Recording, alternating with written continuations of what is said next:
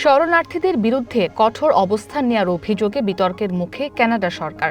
নতুন এই বিলের কারণে দেশটি আমেরিকার মতো কঠোর সীমান্ত নীতি শুরুর ইঙ্গিত দিচ্ছে বলে আশঙ্কা বিশ্লেষকদের। এতে বিদেশ ভীতি যেমন বাড়বে, তেমনি অভিবাসীদের বলির পাঁঠা বানানোর প্রবণতা আরও জোরালো হতে পারে বলে মত তাদের।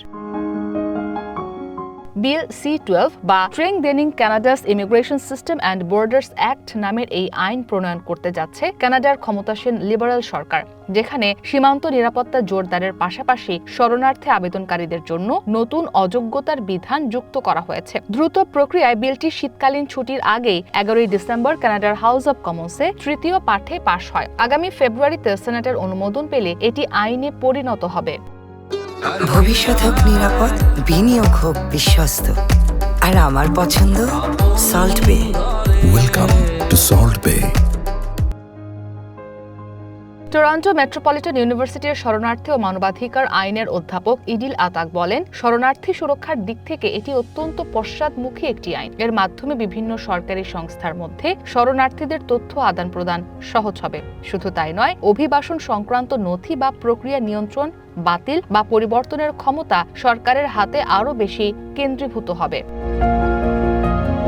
এই আইনের একটি গুরুত্বপূর্ণ পরিবর্তন হল, কানাডায় প্রবেশের 1 বছরের বেশি সময় পরে কেউ আশ্রয়ের আবেদন করলে তা immigration and refugee board of কানাডায় পাঠানো হবে না, বরং এটি দেশ ত্যাগের আগে ঝুঁকি মূল্যায়নের জন্য পাঠানো হবে একজন অভিবাসন কর্মকর্তার কাছে। তবে যেহেতু এই মূল্যায়ন প্রক্রিয়ায় একজন মাত্র কর্মকর্তা নথি পড়ে সিদ্ধান্ত নেন, ফলে আবেদন বাতিলের হার অনেক বেশি। টরন্টো বিশ্ববিদ্যালয়ের অভিবাসন ও শরণার্থী আইনের অধ্যাপক অড্রে ম্যাকলিন বলেন, প্রি রিমুভাল রিস্ক অ্যাসেসমেন্ট এমন একটি প্রক্রিয়া যেখানে আশ্রয় প্রার্থীরা ন্যায়সঙ্গত শুনানির সুযোগ পান না, বরং এই ব্যবস্থার মূল উদ্দেশ্য হল যত দ্রুত সম্ভব অভিবাসন প্রত্যাশীদের কানাডা থেকে বের করে দেয়া।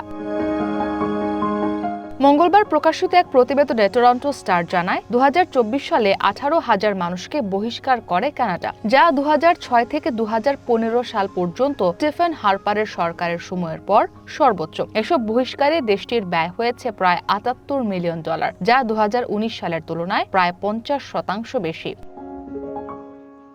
ইসরাত মুক্তি, ওয়ান ইন্টারন্যাশনাল ডেস্ক।